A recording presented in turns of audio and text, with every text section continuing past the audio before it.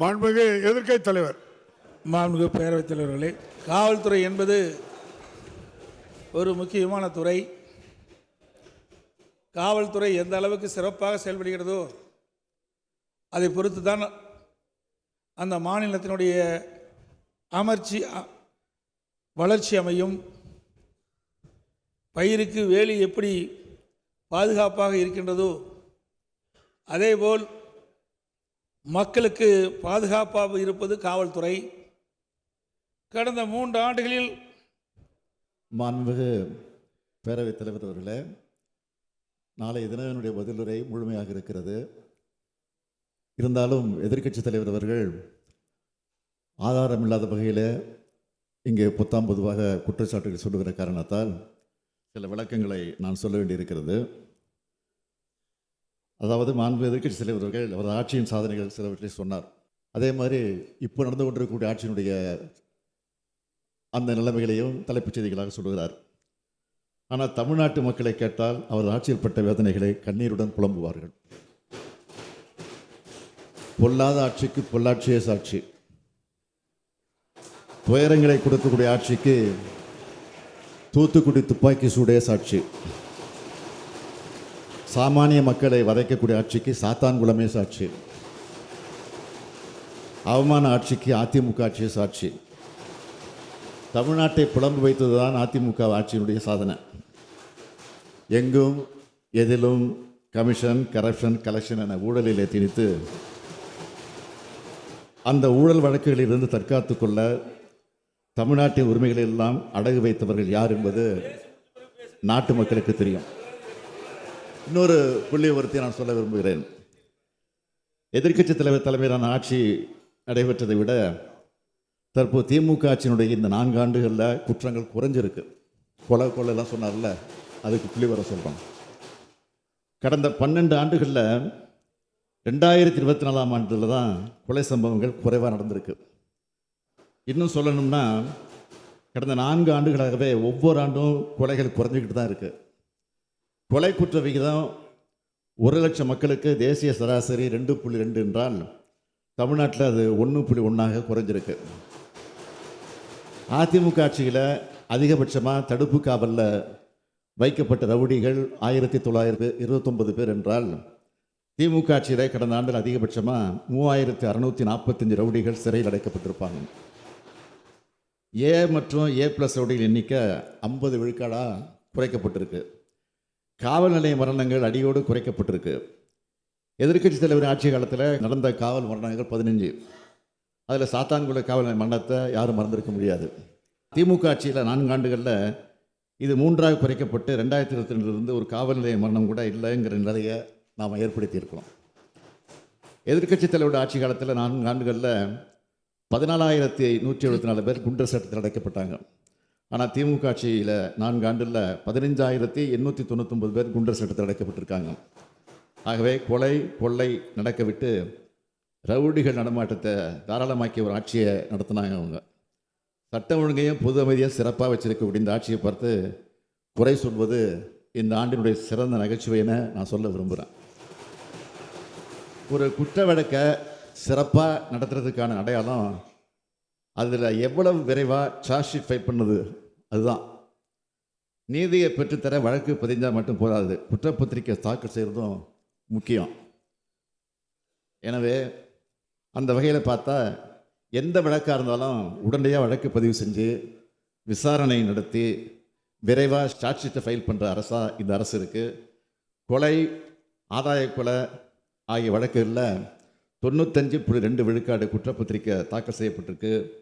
கொள்ளை வழக்குகளில் 98.4 விழுக்காடு குற்றப்பத்திரிக்கை தாக்கல் செய்யப்பட்டிருக்கு.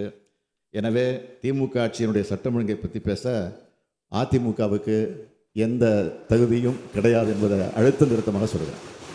மாண்புமிகு எதிர்க்கட்சி தலைவர் அவர்கள். தமிழ்நாடு காவல்துறையில் காவல் பணியாளருடைய எண்ணிக்கை 2025-26 கொள்கை விளக்க குறிப்பேட்டில் ஏற்படுத்தப்பட்ட காவல் பணியாளருடைய எண்ணிக்கை 1,33,198. இதில் தற்போது எவ்வளவு பேர் பணியில் பணியாற்றி கொண்டிருக்கின்றார்கள்? மாண்புமிகு பேரவைத் தலைவர் அவர்களே, எதிர்க்கட்சித் தலைவர் காவலுடைய பணியிடங்களை பற்றி குறிப்பிட்டார்கள். தமிழ்நாடு காவல்துறையில் 2ஆம் நிலை காவலர் காலி பணியிடங்கள் ஆண்டுதோறும் நிரப்பப்பட்டு வருகின்றன.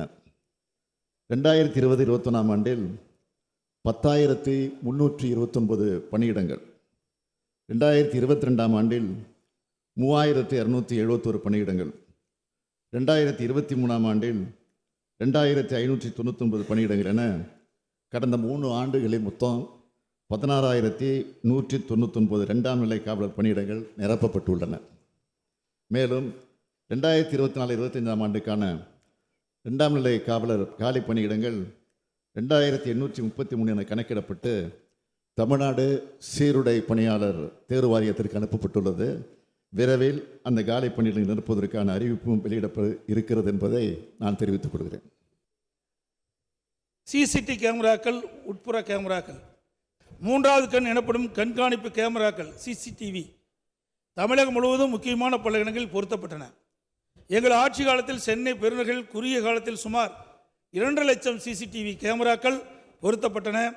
மேலும் அனைத்து மாநகராட்சிகள் மற்றும் நகராட்சிகளும் தமிழகம் முழுவதும் மொத்தம் சுமார் 4,64,000 சிசிடிவி கேமராக்கள் பொருத்தப்பட்டன. இந்த சிசிடிவி கேமராக்கள் அனைத்தும் 24 மணி நேரம் இயங்கும் வகையில் பராமரிக்கப்பட்டன. அப்பொழுது ஏற்படும் பழுதுகள் அவ்வப்போது சரி செய்யப்பட்டன. சிசிடிவி கேமராக்கள் மழை காலத்தில் தண்ணீர் மற்றும் தூசிகள் பதியும் பொழுது படங்கள் தெளிவாக பதிவாகுவதில்லை. அதனால் சிசிடிவி கேமராக்கள் அடிக்கடி சுத்தம் செய்து பராமரிக்க வேண்டும் என்று இந்த நேரத்தில் அரசுடைய கவனத்திற்கு கொண்டு வருகிறேன். மாண்புமிகு பேரவைத் தலைவர் அவர்களே, எதிர்க்கட்சி தலைவர் இங்கே குறிப்பிட்டார்கள் சிசிடிவி கேமராவை பற்றி. சிசிடிவி கேமராவை பொறுத்தமட்டில், அதாவது எதிர்க்கட்சி தலைவர் ஆட்சியில் இருந்த 4 ஆண்டுகளில் 747 காவல் நிலையங்கள் மட்டுமே வைக்கப்பட்டது. ஆனால் திமுக ஆட்சியில் 831 காவல் நிலையங்களில் சிசிடிவி கேமராக்கள் நிறுவப்பட்டன. கடந்த ஆட்சியில் மாநிலம் முழுவதும் 1,41,729 கேமராக்கள் வைக்கப்பட்டது என்றால், இப்போது திராவிட மாடல் அரசு ஆட்சியில் 1,87,713 கண்காணிப்பு கேமராக்கள் வைக்கப்பட்டுள்ளன. இது மட்டுமன்றி கண்காணிப்பு கேமராக்களின் ஸ்டோரேஜ் கெப்பாசிட்டி அதிகரிப்பது, பழுதடைந்த கேமராக்களை மாற்றுவது உள்ளிட்ட பல்வேறு பராமரிப்பு பணிகளுக்காக 45,55 லட்சம் ரூபாய் அளவில் பணிகள் மேற்கொள்ளப்பட்டுள்ளது. மொத்தத்தில் கண்காணிப்பு கேமராக்களை வைத்திருக்கிறோம் என்று கணக்கு காட்டும் முயற்சி அதிமுக ஆட்சி காலத்தில் நடைபெற்றது. ஆனால் திமுக ஆட்சியில் கண்காணிப்பு கேமராக்களை வைப்பது மட்டுமின்றி அவற்றை முறையாக பராமரித்து குற்றத்தடுப்பு நடவடிக்கைகளுக்கு பயன்படுத்தும் தீவிர முயற்சிகளை இந்த அரசு தான் எடுத்துள்ளது என்பதை நான் தெரிவித்துக் கொள்கிறேன். மாண்புமிகு பேரவைத் தலைவர்களே, சாலை விபத்து வாகன எண்ணிக்கை ஆண்டுக்கு ஆண்டு அதிகரித்து வருகிறது. இதனால் சாலையில் வாகன போக்குவரத்து அதிகரித்து விபத்துகள் பெருகி வருகிறது. பல வாகன ஓட்டிகள் சாலை விதிகளை முறையாக பின்பற்றாத காரணத்தினால் விபத்துகளும் அதிகரித்து வருகிறது. மாண்புமிகு பேரவைத் தலைவர்களே, பொதுவாக ஹாட்ஸ்பாட் என்பதுக்கும் பிளாக் ஸ்பாட் என்பது 2 வித்தியாசம் உண்டு. ஹாட்ஸ்பாட் என்பது நம்முடைய மாநில அரசாங்கம் பிளாக் ஸ்பாட் போவதற்கு முன்னால் கண்டுபிடிப்பது மாநில அரசாங்கம், குறிப்பாக மாவட்ட ஆட்சித்தலைவர் அவர்களும் மாவட்ட காவல்துறை கண்காணித்தவர் அவர்களும் சேர்ந்து கண்டுபிடிப்பது. பிளாக் ஸ்பாட் என்பது ஒன்றிய அரசாங்கம் கண்டுபிடிக்கிறார்கள். அந்த குறிப்பிட்ட 5 விபத்துக்கு மேல் இருந்தால் அது பிளாக் ஸ்பாட் என்று சொல்கிறார். அந்த அடிப்படையில் சீர் செய்தல் தான், அது உங்கள் அரசாங்கமாக இருந்தாலும் சரி, இப்போ நடக்கிற அரசாங்கமாக இருந்தாலும் பல்வேறு இந்த விபத்துக்களை குறைப்பதற்காக துறையின் சார்பாக பல நடவடிக்கைகளை நாம் எடுக்கிறோம். அந்த வகையில் தான் பொறியாளர்களை முதலாக முதலமைச்சர் அவர்கள் பொறியாளருக்கு ஒரு பயிற்சி தர வேண்டும் என்ற அடிப்படையில் பொறியாளருக்கு 590 பொறியாளருக்கு பயிற்சி தந்து ஸ்பீடு பிரேக் எப்படி போடுறது, சில நேரங்களில் ஸ்பீடு பிரேக் உயரமாக போட்டால் கூட சரி பார்த்தா அதனால் விபத்து ஏற்படுகிறது, அதனால் IRC கேடு பிரகாரம் போடுங்கன்னு முதலமைச்சர் சொன்ன ஒருபாடு அதில் ஏறத்தாழ 590 பொறியாளர்களுக்கு இப்பொழுது ட்ரைனிங்கில் நாங்கள் கொடுத்து இப்படி தான் பண்ணணும் அப்படின்னு சொல்லியிருக்கிறோம். அது அன்னில் இந்த சாலை சந்திப்பு மேம்பாடு, கருப்பு புள்ளி மேம்பாடு செய்து பிளாக் ஸ்பாட் மேம்பாடு, ஹாட்ஸ்பாட் மேம்பாடு, சாலை உபகரணங்கள் அமைத்தது, ரோரல் கிராசிங் பேரிங் என்பது மலைச்சரிவிலே போகிற பொழுது பல விபத்து நடைபெற்றிருது. அது இப்போ அமெரிக்காவில் தான் இப்படிலாம் பயன்படுத்துகிறாங்க. அந்த நியூ டெக்னாலஜி இப்போ பயன்படுத்தி சாலை பகுதியில் இதையும் போடுகிறோம். சுருக்கமாக சொல்ல வேண்டும் சொன்னால் எண்ணிக்கைன்னு எடுத்துக்கினாக்கா ஏற்கனவே நீங்கள் இருக்கிற பொழுது அதற்காக செலவு செய்யப்பட்டது 600 கோடி ரூபாய். இப்பொழுது இந்த 5 ஆண்டு காலத்தில் செலவு செய்யப்பட்டது 1500 கோடி ரூபாய். இந்த விபத்தை குறைப்பதற்குத்தான் நம்ம எல்லாருமே முடிவு எடுத்திருக்கிறோம். அதில் இப்போ இருக்கிற நிலைமை என்னென்னா, ரோடு நல்லா இருக்குது, சாலை முதலமைச்சர் மேம்பாட்டு திட்டம் ரோடு நல்லா இருக்குது, அதனால் வேகமாக ஓட்டு போகிறோம், விபத்து ஏற்படுகிறது. ஆனால் தான் முதலமைச்சர் ஒரு புதிய திட்டத்தை சொன்னார், இப்படி விபத்து ஏற்படுவதை தவிர்க்க வேண்டும் என்று சொன்னால் உயிரை காப்பாற்றணும் என்று முடிவு செய்து நம்மை காக்கும் 48 ஒரு அற்புதமான திட்டத்தை கொண்டு வந்து இன்றைக்கு 2 லட்சத்துக்கு மேற்பட்டிருக்கிற உயிர்களை காப்பாற்றியிருக்கிறார்கள். இருந்தாலும் இந்த துறையின் சார்பாக எஞ்சியிருக்கிற பிளாக் ஸ்பாட்டை நாங்கள் சீர் செய்வோம். மாண்புமிகு முதலமைச்சர். சாலை பாதுகாப்பு பற்றி எதிர்க்கட்சித் தலைவர் குறிப்பிட்டார். 2017ஆம் ஆண்டிலிருந்து தற்போது வரையிலுள்ள காலத்தில் மிக குறைவான சாலை விபத்துக்கள் தான் ஏற்பட்டு மரணங்கள் பதிவாகி இருக்கிறது. அதை கடந்த ஆண்டு தான்.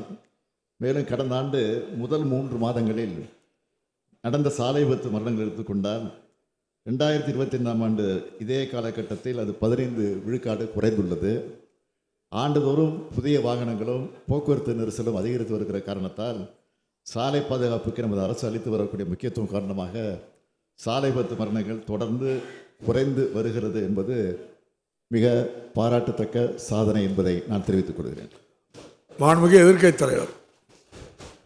மாண்புமிகு பேரவைத் தலைவர்களே, பண்டிகை மற்றும் தொடர் விடுமுறை காலங்களில் சுங்கச்சாவடியில் வாகன நெரிசல் ஏற்படுகிறது.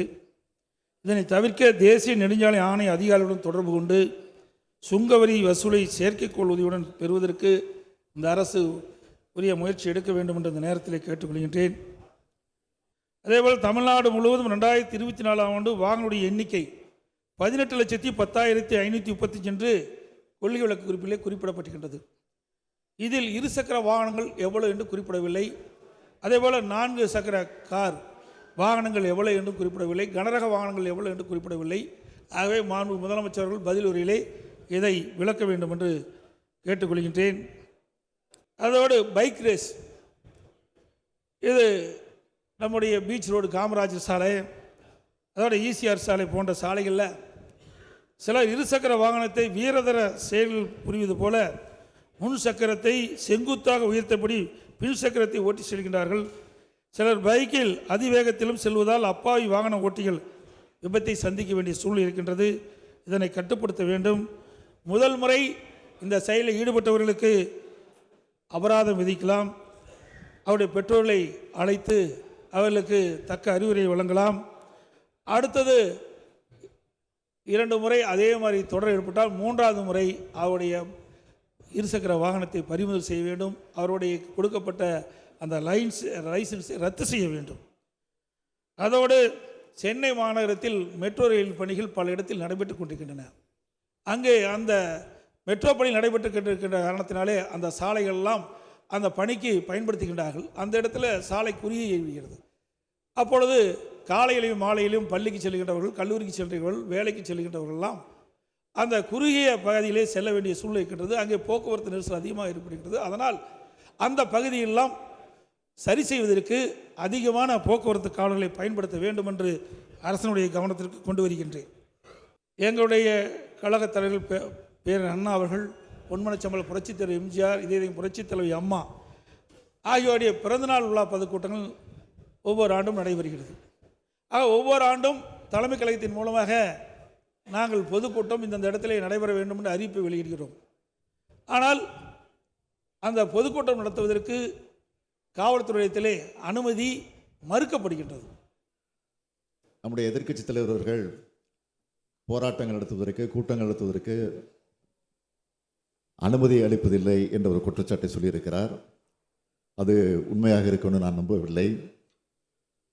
நிச்சயமாக அனுமதிக்கப்பட்டிருக்கும் இடத்துல அதுவும் அந்த அனுமதிக்கு அப்ளை செய்கிறோம்ல, அதுக்கு ஒரு நாள் இருக்கிறது. அந்த குறிப்பிட்ட நாட்களுக்குள்ளே நீங்கள் கொடுத்தீங்கன்னா நிச்சயமாக அனுமதி கொடுக்கப்படும். அதில் எந்தவித மாற்றமும் கிடையாது என்பதை நான் அவைக்கு தெரிவித்துக் கொள்கிறேன். போக்குவரத்துக்கு நெரிசல் இல்லாத வகையில், பொதுமக்களுக்கு இடையூறு இல்லாத வகையில் அதற்கென்று தனித்தனி இடங்கள் ஒதுக்கப்பட்டிருக்கிறது. ஆக அந்த ஒதுக்கப்பட்டிருக்க இடத்துல அனுமதி வாங்கித்தான் நீங்கள் நடத்திட வேண்டும் என்பது விதிமுறை. அந்த விதிமுறைக்கு உட்பட்டு இருந்தால் நிச்சயமாக எதிர்க்கட்சி தலைவர் சொல்வது போல் அனுமதி மறுக்கப்படாது என்பதை நான் தெரிவித்துக் கொள்கிறேன். மாண்புமிகு எதிர்க்கட்சித் தலைவர். மாண்புமிகு பேரவைத் தலைவர் அவர்களே, மாண்புமிகு எதிர்க்கட்சித் தலைவர் அவர்களுக்கு 4 ஆண்டு காலம் முதலமைச்சராக இருந்தார். சேலம் மாவட்டத்தை பொறுத்தவரை பல்வேறு போராட்டங்கள் ஜனநாயக அடிப்படையிலே அறிவிக்கப்பட்ட போராட்டங்கள், எங்களுடைய தலைமை கழகத்திலிருந்து அறிவிக்கப்பட்ட போராட்டங்கள், அத்துணை போராட்டங்களுக்குமே அனுமதி முறைப்படியாக மாவட்ட அளவிலே காவல்துறை கண்காணிப்பாளர் அதே போல் காவல் ஆணையாளரிடத்திலே முறைப்படி அனுமதி கேட்போம். ஆனால் என் மீதே 16 வழக்குகள் பதிவு செய்யப்பட்டு அந்த வழக்குகள் எல்லாம் இப்போது தள்ளுபடி செய்யப்பட்ட நிலை ஏற்பட்டிருக்கிறது. எனவே மாண்புமிகு எதிர்க்கட்சித் தலைவர் அவர்கள் உண்மைக்கு மாறான தகவல்களை சொல்ல வேண்டியதில்லை என்பதை மாண்புமிகு பேரவைத் தலைவர் வாயிலாக தெரிவித்தார். மாண்புமிகு எதிர்க்கட்சித் தலைவர் அவர்கள். மாண்புமிகு பேரவைத் தலைவர்களை, முன்வரிசையில் இருக்கின்ற பல்வேறு கட்சியினுடைய தலைவர்களெல்லாம் இங்கே குறிப்பிட்டார்கள். போதைப் பொருள். மாண்புமிகு பேரவைத் தலைவர் அவர்களே, அதிமுகவினுடைய 4 ஆண்டு ஆட்சியில் எங்கும் குட்கா, எங்கும் போதைப் பொருட்கள் என்ற நிலையில் விட்டுச் செல்லப்பட்டது. டிஜிபி மற்றும் போலீஸ் கமிஷனர் இருந்தவர்களே சிபிஐ விசாரணை வளையத்திற்குள் வரக்கூடிய அளவிற்கு குட்கா விவகாரம் தலைவிரித்து ஆடியதை அனைவரும் பார்த்தோம். இந்நிலையில் ஆட்சி பொறுப்பேற்ற நாங்கள் இளைஞர்களை சீரழிக்கக்கூடிய போதைப் பொருட்களை அடியோடு ஒழிக்க அதிரடி நடவடிக்கைகளை எடுத்து கொண்டிருக்கிறோம். தமிழ்நாடு வரலாற்றில் போதைப் பொருள் ஒழிப்பிற்காக எனது தலைமையிலேயே மாவட்ட ஆட்சித்தலைவர் மாநாட்டை கூட்டி அடுத்தடுத்த தீவிர நடவடிக்கை எடுக்கப்பட்டன. அதன் விளைவாக அதிமுக ஆட்சியை விட வழக்குகள் பதிவு செய்வதில் 88 விழுக்காடு அதிகம். குற்றவாளிகளை கைது செய்து கொள்வதில் 214 விழுக்காடு அதிகம். ஹெராயின் போதைப்பொருள் பறிமுதல் செய்யப்பட்டதில் 900 விழுக்காடு அதிகம்.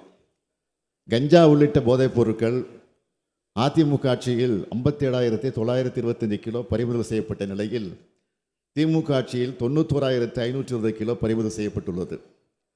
போதைப் பொருள் சப்ளை செய்பவர் விற்பவர்களின் பொருளாதார பலத்தை முடக்குவதில் தமிழ்நாடு தான் நாட்டிலே முன்னணி மாநிலமாக திகழ்கிறது. போதைப்பொருள் குற்றத்தில் ஈடுபட்டோர் தமிழ்நாட்டில்தான் 324 விழுக்காடு அதிகமாக குண்டர் சட்டத்திலே கைது செய்யப்பட்டிருக்கிறார்கள்.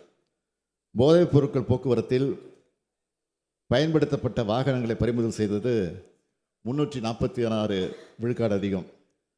தமிழக காவல்துறையின் தகவலின் அடிப்படையில் ஆந்திராவில் 4000 கோடி ரூபாய் மதிப்பிலான கேனபிஸ் அழிக்கப்பட்டது வரலாறு. குட்கா விற்ற 12,537 கடைகள் மூடப்பட்டன. ஏன்? போதைப் பொருட்கள் பழக்கம் மற்ற மாநிலங்களை காட்டிலும் தமிழ்நாட்டில் தான் குறைவாக இருக்கிறது என ஒன்றிய அரசின் ஆய்விலேயே தெரிய வந்துள்ளது. ஒன்றிய அரசின் சார்பில் நடைபெற்ற போதைப் பொருட்கள் ஒழிப்பு மாநாட்டில் போதைப் பொருட்களுக்கு எதிரான நடவடிக்கைகளில் தமிழ்நாடு மாடல் தேசிய அளவில் சிறந்த மாடல் என விவாதிக்கப்பட்டு மற்ற மாநிலங்களுக்கு எடுத்து கூறப்பட்டது என்பதையும் நான் தங்கள் மூலமாக அவருக்கு தெரிவித்துக் கொள்கிறேன். இந்த மாமன்றத்தில் ஆக்கப்பூர்வமான கருத்துக்களை எடுத்து வைக்கும் பிரதான எதிர்க்கட்சியாக அனைத்து இந்திய அண்ணா திராவிட முன்னேற்ற கழகம் செயல்படுகிறது. தமிழ்நாட்டில் நடந்த குற்றச்சம்பவங்களை சட்டப்பேரவையில் அரசின் கவனத்தில் கொண்டு வந்து இக்குற்றச்சம்பவங்கள் மீண்டும் நடைபெறா வண்ணம் நடவடிக்கை எடுக்க அரசை வலியுறுத்தி வருகிறோம். மக்கள் நிம்மதியாக வாழ தகுந்த சூழ்நிலையை ஏற்படுத்தி தர வேண்டும். அது அரசினுடைய கடமை இந்த ஆட்சியாளருக்கு உள்ளது. சட்ட ஒழுங்கு பேணி காக்கப்பட வேண்டும். குற்றங்கள் குறைக்கப்பட வேண்டும். உண்மையான குற்றவாளிகள் தண்டிக்கப்பட வேண்டும். அப்போதுதான் சாமானிய மக்கள் அச்சமின்றி வாழ முடியும். விமானத்திலிருந்து வந்து சென்னை மாநகரத்தில் செயின் பறிப்பில் ஈடுபட்டாங்க, குற்றவாளி கண்டுபிடிச்சணும். விமானத்தில் ஏறி அவரை பிடித்ததே தவறு என்று சொல்லுகிறாரா எதிர்க்கட்சி தலைவர்? உங்களுடைய ஆட்சியில் போலீஸ் ஐஜியை, போலீஸ் டிஜிபியை, போலீஸ் கமிஷனரை குட்கா வித்த விவகாரங்கள் எல்லாம் தெரியாதா? இன்னும் சொல்கிறேன், தமிழ்நாடு அமைதியாக இருக்க காரணத்தில் தான் வந்து தைரியமாக கொள்ளடிக்கிறதுக்கு வராமல், அதான் அமைதியாக இருக்கு பாருங்கள் தமிழ்நாடு, அதுதான் காரணம். ஆனால் இருந்தாலும் அதிக காவல்துறை விழிப்போடு இருந்து அவனை கைது செய்தது மட்டுமல்ல, கைது செய்து அவனுக்கு தண்டனையும் கொடுத்துருக்கிறது என்பதும் உங்களுக்கு தெரியும். மாண்புமிகு பேரவைத் தலைவர் அவர்களே, அவர் கூறிய அந்த குற்றம் என்பது விமானத்திலிருந்து அவர்கள் வெளிமாநிலத்தில் வந்தது உண்மை, குற்ற சம்பவங்களில் ஈடுபட்டது உண்மை. விமானத்தில் ஏறிய பிறகு விமானத்தை நிறுத்தி விமானத்திலிருந்து அந்த குற்றவாளி இறக்கி கைது செய்த காவல்துறை சென்னை மாநகர காவல்துறை. அதோடு மட்டுமல்ல, டிக்கெட்டை வாங்கி போர்டிங்கிலே இருக்கின்ற பொழுது ஒருவரை கைது செய்கிறார்கள். தப்பித்து ஆந்திரா சென்ற இன்னொருவரை 8 மணி நேரத்தில் கைது செய்கிறார்கள். ஸ்காட்லாந்து யார்டுக்கு இணையான போலீஸ் என்ற தமிழக போலீஸ் இன்றைக்கு ஸ்காட்லாந்து யார்டை மின்னுகின்ற ஒரு காவல்துறையாக மாண்புமிகு தமிழக முதல் தலைமையிலே செயல்படுவதால் தான் குற்ற நடவடிக்கையில் ஈடுபட்ட 8 மணி நேரத்தில் அனைத்து குற்றவாளிகளையும் கைது செய்து சிறையில் அடைத்த ஆட்சி இந்த ஆட்சி. மாண்பு பேரவைத் தலைவர்களே, மாண்பு முதலமைச்சர் பேசுகின்ற பொழுது குற்றவாளி கைது தவறு என்று சொல்ல, தவறு என்று நான் சொல்லவில்லை. மாண்புமிகு முதலமைச்சர் அவர்கள். மாண்பு பேரவைத் தலைவர்களே, இதே உங்களுடைய ஆட்சியில் 2020 டெல்லியிலிருந்து வந்து கொள்ளடிச்சிட்டு போன விவகாரம்லாம் இருக்குது, அதை மறந்துடாதீங்க. மாண்புமிகு எதிர்க்கட்சித் தலைவர். மாண்பு பேரவைத் தலைவர்களே, இங்கே முன்வரிசையில் தலைவர்கள் பேசியதை வச்சு தான் நாங்கள் பேசினேன். எந்த மாநிலத்திலும் குற்றம் நடக்காத இடமே கிடையாது, எந்த நாட்டிலையும் குற்றம் கிடையாது. குற்றத்தை குறைக்கப்பட வேண்டும். நான் தொடக்கத்திலே சொன்னேன், பேச்சை தொடங்குற நேரத்திலே நான் புள்ளி விவரத்தை சொல்லியிருக்கிறேன். உங்கள் ஆட்சியில் நடந்திருக்கு கொலைகள் கொள்ளைகள், எங்கள் ஆட்சி வந்த பிறகு எவ்வளோ குறைந்திருக்கு என்பதை தெளிவாக சொல்லியிருக்கிறேன். அதை நீ கேட்டிருந்தா இந்த பேச்சு வந்திருக்காது. மாண்புமிகு எதிர்க்கட்சித் தலைவர். மாண்பு பேரவைத் தலைவர்களே, போக்சோ பாலியல் குற்றங்கள் இன்றைக்கி பார்த்தீங்கன்னா சென்னை அண்ணா பல்கலைக்கழக கல்லூரி வளாகத்தில் பொறியியல் மாணவி. எதிர்க்கட்சி தலைவர் அவர்கள் அண்ணா பல்கலைக்கழக பிரச்சனை பற்றி இங்கே பேசியிருக்கிறார். அண்ணா பல்கலைக்கழகத்தில் மாணவி பாலியல் வன்கொடுமை புகாரை பொறுத்த மட்டும் உடனடியாக இந்த ஆட்சி நடவடிக்கை எடுத்தது என்பது எல்லோருக்கும் தெரியும். குற்றவாளி அடையாளம் காணப்பட்டு கைது செய்யப்பட்டு குண்டர் சட்டத்திலும் அடைக்கப்பட்டு, ஏற்கனவே நான் இந்த அவையில் உறுதியளித்தது போல உயர்நீதிமன்ற மேற்பார்வையில் அமைக்கப்பட்ட சிறப்பு புலனாய்வு குழு குற்றப்பத்திரிகையும் தாக்கல் செய்துவிட்டது. இந்த புகாரின் மீது காவல்துறை விரைவாக நடவடிக்கை எடுத்துள்ளது என்பதை மாண்புமை உயர்நீதிமன்றமே பாராட்டியிருக்கு. எந்த பாலியல் புகாராக இருந்தாலும் 24 மணி நேரத்திற்குள் நடவடிக்கை எடுத்து குறிப்பிட்ட காலத்திற்குள் குற்றப்பத்திரிகையை தாக்கல் செய்து வருவது தான் இந்த அரசு. சார் என்றெல்லாம் கதை விட்டீங்க. ஆனால் அந்த கதை எப்படி கற்பனை ஆனது என்பது உயர்நீதிமன்றம் அமைத்துள்ள சிறப்பு புலனாய்வு குழுவே குற்றப்பத்திரிகைகள் தெளிவுபடுத்தி இருக்கிறது. அதை எதிர்க்கட்சிகளிடம் கொடுக்க முடியாது. அது மட்டுமின்றி உயர்நீதிமன்றமே பாராட்டியுள்ள நடவடிக்கையை இன்னும் கொச்சைப்படுத்தி கொண்டிருந்தால், கடந்த காலத்தில் பொள்ளாச்சி பாலியல் வன்கொடுமை வழக்கில் எப்படி குற்றவாளிகள் காப்பாற்றப்பட்டார்கள், அதிமுக என்பதற்காக புகாரில் நடவடிக்கை எடுக்க எப்படியெல்லாம் தாமதம் செய்தீர்கள், மீண்டும் நான் பட்டியலிட வேண்டியிருக்கும் என்பதை தெரிவிச்சுக்கிறேன். அதே போல் பெண்களுக்கு எதிரான குற்றங்களை பற்றி சொன்னீங்க. பெண்களுக்கு எதிராக நடைபெறக்கூடிய குற்றங்கள் குறித்து நான் சொல்லணும்னா, இந்த அரசை பொறுத்த மட்டும் எந்த குற்றம் நடந்தாலும் சம்பந்தப்பட்ட குற்றவாளிகள் தயவுதாட்சியமின்றி கடுமையாக நடவடிக்கை எடுத்து வருகிறோம். எனவே இது குறித்து சில தகவல்களையும் புள்ளி விவரங்களையும் இந்த அவையில் நான் பகிர்ந்து கொள்ள விரும்புகிறேன்.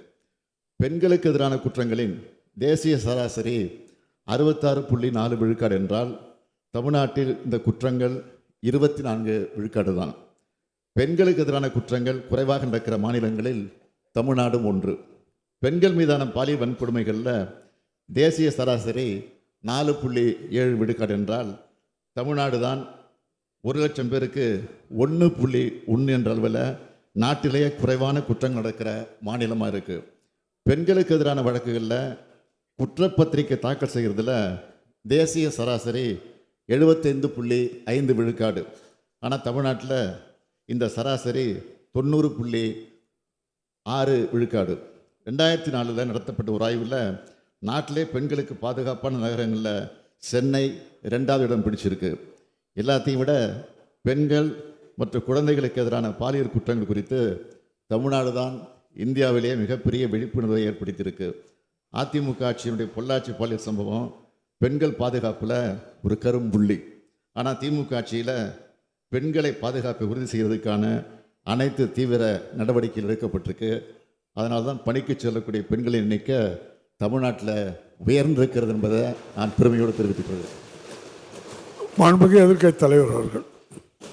போக்சோ சட்டத்தின் கீழ் பதிவு செய்யப்பட்ட வழக்கு கிட்டத்தட்ட 2022-23 அதை காட்டிலும். மாண்புமிகு பேரவைத் தலைவர் அவர்களே, ஏற்கனவே இந்த சபையில் நான் பதிவு செய்திருக்கிறேன். போக்சோ வழக்குகளை பொறுத்த வரைக்கும் குழந்தை திருமணம் 18 வயது முடியாமல் குழந்தை திருமணம் செய்தவருடைய வழக்குகளும் போக்சோ வழக்கின் கீழே தான் பதிவு செய்யப்படுகிறது. அதே போல் லவ் அஃபேஸரில் அவர் தானாகவே முன்வந்து திருமணம் செய்பவர்கள், 18 வயது முடியாத உள்ளவர்களும் ஆணாக இருந்தாலும் பெண்ணாக இருந்தாலும் அதுவும் போக்சோ வழக்கு கீழே தான், போக்சோ ஆக்டிங் கீழே தான் வழக்கு செய்யப்படுகிறது. அதனால் தான் அந்த வழக்குகளை அதிகரித்து வருகிறது, உரிய நடவடிக்கை எடுத்து வருகிறோம். கிட்டத்தட்ட 65% மேலே மொத்தம் பதியப்பட்ட எதிர்க்கட்சி தலைவர் அவர்கள் 5000 வழக்குகள் சொன்னாங்க. அதில் 65% வழக்குகள் போக்சோ ஆக்ட் குழந்தை திருமணம், 18 வயதுக்கு உட்பட்ட அந்த சிறுமிகளுடைய திருமணம், லவ் அஃபேர்ஸில் உள்ளப்பட்டவர்களுக்கு பதிவு செய்யப்பட்ட வழக்கு என்பதை நான் இங்கு பதிவு செய்ய விரும்புகிறேன். அதே போல் சென்னை ஈசிஆர் சாலையில் காரில் சென்று கொண்டிருந்த பெண்களை எதிர்க்கட்சி தலைவர் இங்கே பேசுகிற போது சென்னை முட்டுக்காடு பாலம் அருகே காரில் சென்ற பெண்களை மறித்து வாரத்தை பற்றி குறிப்பிட்டார். கடந்த 25/1/2025 அன்று அதிகாலை கானாத்தூரை சேர்ந்த பெண் உறவினர்களோடு காரில் சென்று கொண்டிருந்த போது திமுக குடிகட்டிய ஒரு கார் உட்பட 2 கார்களில் வந்த சுமார் 7 நபர்கள் அவர்களின் காரை வழிமறித்தும் பின்தொடர்ந்தும் சென்று தங்களது கார் மீது மோதிவிட்டு நிற்காமல் சென்று விட்டதாக கூறி வாக்குவாதத்தில் ஈடுபட்டனர். இது தொடர்பாக பீர்க்ககரணையைச் சேர்ந்த சந்தோஷ், இரும்புலியூரைச் சேர்ந்த சந்துரு மற்றும் 3 பேர் 1/2/2025 மற்றும் 2/2/2025 ஆகிய தேதிகளில் கைது செய்யப்பட்டு நீதிமன்ற காவலுக்கு உட்படுத்தப்பட்டிருக்கிறார். அவர்கள் பயன்படுத்திய 2 கார்களும் கைப்பற்றப்பட்டு நீதிமன்றத்தில் ஒப்படைக்கப்பட்டிருக்கின்றன. கைது செய்யப்பட்ட நபர்கள் திமுகவில் உறுப்பினர் இல்லை என்பதும் விசாரணையில் தெரிய வந்துள்ளது. அதேபோல் விழிப்புணர்வு அதிகம் செய்வதால் தான் பள்ளிக்கூட கல்லூரிகள் அதிகம் பரப்புரை செய்யப்படுகிறது. அதனால் தான் தைரியமாக நம்ம கம்ப்ளைண்ட் கொடுக்குறாங்க. முந்தைய ஆட்சியில் அந்த கம்ப்ளைண்ட் கொடுத்து அச்சப்பட்டாங்க. இப்போ தெம்போடு தைரியத்தோடு கம்ப்ளைண்ட் கொடுக்குறாங்க. அதுதான் உண்மை. மாண்புமிகு எதிர்க்கட்சி தலைவர். தமிழகத்திலிருந்து அண்டை மாநிலத்துக்கு கனிம வளம் கடத்தப்படுவதாக தடுக்க பறக்கம்படை அமைப்பதோடு மாநில எல்லையில் கண்காணிப்பை பலப்படுத்தி கடும் நடவடிக்கை எடுக்க வேண்டும். மாண்புமிகு பேரவைத் தலைவர் அவர்களே, கனிம வளங்களை பொறுத்த வரைக்கும் தமிழ்நாடு கனிம சுரங்க விதிகளுக்கு உட்பட்டு நமது மாநிலத்தில் செயல்படும் குவாரிகளிலிருந்து முறையான நடைச்சீட்டு பெற்று அண்டைய மாநிலங்களுக்கு கனிமங்கள் எடுத்துச் செல்ல அனுமதி வழங்கப்படுகிறது. இந்த விதிகளின்படி செயல்படாத குவாரிகள் மீதும் முறையான நடைச்சீட்டு பெறாமல் எடுத்துச் செல்லும் வாகனங்கள் மீதும் தொடர்ந்து நடவடிக்கை எடுக்கப்பட்டு வருகின்றன. முன் எப்போதும் விதிக்கப்படாத அளவில் விதிமீறல்களில் ஈடுபட்ட குவாரிகள் மீது அதிக அபராத தொகை இந்த ஆட்சி காலத்தில் தான் விதிக்கப்பட்டுள்ளது என்பதை மாண்புமிகு உறுப்பினர்கள் அனைவரும் அறிவார்கள். மேலும் முறையான நடைச்சீட்டு இல்லாத வாகனங்கள் சிறைபிடிக்கப்பட்டு கடந்த 4 ஆண்டுகளில் முறையே 2021ஆம் ஆண்டு 7984 வழக்குகளும், 2022ஆம் ஆண்டு 5018 வழக்குகளும், 2023ஆம் ஆண்டு 3672 வழக்குகளும், 2024ஆம் ஆண்டு 5090 வழக்குகளும், 2025ஆம் ஆண்டு பிப்ரவரி மாதம் வரை 882 வழக்குகளும் பதிவு செய்யப்பட்டுள்ளன. மேலும் கூடுதலாக கனிமங்களை விதிகளை மீறி ஏற்றுச் செல்லும் லாரிகளால் சாலைகள் பாதிப்படையாமல் இருக்கவும் தொடர்ந்து எல்லா பகுதிகளிலும் கண்காணிப்பு மேற்கொள்ளப்பட்டு வருகிறது. எனவே விதிகளுக்குட்பட்டு கனிமங்கள் அண்டை மாநிலங்களுக்கு கொண்டு செல்லப்படுவதை மட்டுமே இந்த அரசு அனுமதிக்கும். விதிகளுக்கு எதிராக செயல்படுபவர்கள் மீது கடும் நடவடிக்கைகளை இந்த அரசு தொடர்ந்து எடுக்கும் என்பதை தெரிவித்துக் கொள்கிறேன். மாண்புமிகு எதிர்க்கட்சி தலைவர். மாண்பு பேரவைத் தலைவர்களே, மதுரை சித்திரை திருவிழா உலகளவில் பிரசித்தி பெற்ற திருவிழா ஆகும். ஆண்டுதோறும் சித்திரை மாதம் மீனாட்சி திருக்கல்யாண வைபத்தின் கள்ளழகர் சுமார் 18 கிலோமீட்டர் நீளமுள்ள அலர்கள்மலை திருக்கோயிலிருந்து குதிரை வாகனத்தில் மதுரை புறப்படுவார். அப்போது வழியெடுக்கும் லட்சக்கணக்கான மக்கள் குடும்பத்துடன் வழிபடுவது வழக்கம். இந்த விழாவின் முக்கிய நிகழ்வான அழகர் வைகை ஆற்றில் இறங்கும் வைபவம் நடைபெறும். அப்போது சுமார் 10 லட்சத்துக்கும் மேற்பட்ட மக்கள் கூடி வழிபடுவர். ஆண்டுதோறும் நடக்கும் சிறப்பான நிகழ்ச்சியில் கடந்த 2022ஆம் ஆண்டு கள்ளழகர் வைகை ஆற்றில் எழுந்திரும் நிகழ்ச்சியில் 2 பேர் மரணம் வந்துள்ளனர். பேரவைத் தலைவர் அவர்களே, 2023ஆம் ஆண்டு நடந்த சம்பவத்தை குறிப்பிட்டு காட்டும்பொழுது அடுத்த ஆண்டு நடைபெறுகின்ற பொழுது இது போன்ற துரத்த சம்பவங்கள் நடைபெறாமல் பாதுகாத்துக் கொள்வோம் என்ற உறுதியை வழங்கியிருந்தோம். கடந்த ஆண்டு நடைபெற்ற ஒரு கொலையை பற்றி குறிப்பிட்டார். இது கள்ளழகர் ஆற்றில் இறங்குகின்ற இடத்திற்கும் அதற்கும் சம்பந்தமே இல்லை. அதிலிருந்து கிட்டத்தட்ட 800 மீட்டருக்கு அப்பால், கிட்டத்தட்ட 1 கிலோமீட்டருக்கு அப்பால் அவர்களுக்குள் இருக்கின்ற முன்விரோதம் காரணமாக நடைபெற்ற சம்பவம். அதேபோல் கள்ளழகர் ஆற்றில் இறங்கும்போது பட்ட சம்பவம் அல்ல, அதற்கு ஒட்டியது போல் இருக்கின்ற அந்த குளத்தில் இருவர் மூழ்கி இறந்த சம்பவம். இதற்கும் டெரிசலுக்கும் சம்பந்தமில்லை. கடந்த முறை நடந்த அந்த கள்ளழகர் ஆற்றில் இறந்த சம்பவத்தில் அந்த மாவட்டத்தை சார்ந்த அனைத்து சட்டப்பேரவை உறுப்பினரும் கலந்து கொண்டார்கள். அனைவரும் சிறந்த முறையில், பாதுகாப்பான முறையில், மகிழ்ச்சியோடு கல்லறை தரிசித்துவிட்டு சென்றார்கள். இந்த ஆண்டும் தொடர்ந்து 3 முறை நானும் பொதுப்பணித்துறை அமைச்சரும் மாவட்ட அமைச்சரும் ஆய்வினை மேற்கொண்டிருக்கின்றோம். இந்த ஆண்டும் கடந்த ஆண்டை போலவே கள்ளழகர் ஆற்றில் இறங்குகின்ற நிகழ்ச்சியால், நெரிசலால் எந்த விதமான சம்பவமும் கடந்த ஆண்டை போல நடைபெறாது என்பதை உறுதியளிக்கிறோம் மாண்புமிகு பேரவைத் தலைவர் வாயிலாக எதிர்க்கட்சி தலைவருக்கு. இந்த வழக்கை பொறுத்த மட்டும் 48 மணி நேரத்தில் இதில் ஈடுபட்டவர்கள் கைது செய்யப்பட்டிருக்கிறாங்க. அது மட்டும் இல்லை, இது சிபிசிஐடிக்கு மாற்றப்பட்டுள்ள வழக்கு. புலன் விசாரணை இருக்கிறது. இது பேசுவதே முறையல்ல. இந்த வழக்கு குறித்து மாண்புமிகு தமிழ்நாடு காவல்துறை தலைவர் அவர்கள் சிபிசிஐடியை விசாரணைக்கு உத்தரவிட்டார். இதை எதிர்த்து சிபிஐ வேண்டும் என்று நீதிமன்றத்திற்கு சென்றார்கள். வழக்கு முறையாக விசாரிக்கப்படுகிறது என்ற காரணத்தினால் சிபிஐ விசாரணை தேவையில்லை என்று நீதிமன்றமே அந்த வழக்கை தள்ளுபடி செய்திருக்கிறதை பேரவைத் தலைவர் வாயிலாக மாண்புமிகு எதிர்க்கட்சி தலைவருக்கு தெரிவித்துக் கொள்ளுங்கள். மாண்புமிகு பேரவைத் தலைவர்களே, எதிர்க்கட்சி தலைவர் குறிப்பிட்டது மாதிரி நாங்கள் அச்சத்தின் காரணமாக, பயத்தின் காரணமாக அவைக்கு இடம் வரக்கூடாதுன்னு நான் சொல்லவில்லை. வேண்டுமானால் இப்போ சொல்லுறேன், நான் தைரியமாக இந்த வழக்கை சந்திக்க தயாராக இருக்கிறோம். அதை பற்றி கவலைப்படலை. எனவே எதிர்க்கட்சி தலைவர்களையும் பதிவு செய்யுங்க, நான் சொன்ன பதிலையும் பதிவு செய்யுங்க, கேட்டுக்கிறேன். காவலருக்கு வாரத்திற்கு ஒரு முறை விடுமுறை அளிக்க வேண்டும் என்று தேர்தல் வாக்குறுதி சொன்னீங்க. இங்கே கூட முதலமைச்சர் தெரிவித்தாங்க, அதை நிறைவேற்ற வேண்டும். காவலருக்கு வாரத்திற்கு ஒரு முறை விடுமுறை கொடுக்க வேண்டும். ஏன்னா 24 மணி நேரம் பணியில் இருக்கின்றவர் காவலர்கள், நம்மை பாதுகாக்கக்கூடிய காவலர்கள். ஆகவே அவர்களுக்கு விடுப்பு வழங்குவது முறையாக செயல்படுத்த வேண்டும்.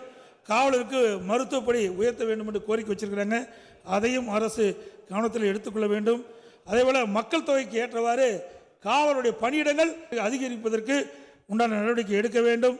தாம்பரம் மற்றும் ஆவடி ஆணையரகத்தில் காவலர் எண்ணிக்கை உயர்த்தியுள்ளீர்கள், ஆனால் அமைச்சு பணியிடங்கள் உயர்த்தப்படவில்லை. இதனையும் உயர்த்தப்பட வேண்டும் என்று கேட்டு வாய்ப்புக்கு நன்றி கூறி விடைபெறுகின்றேன். நன்றி.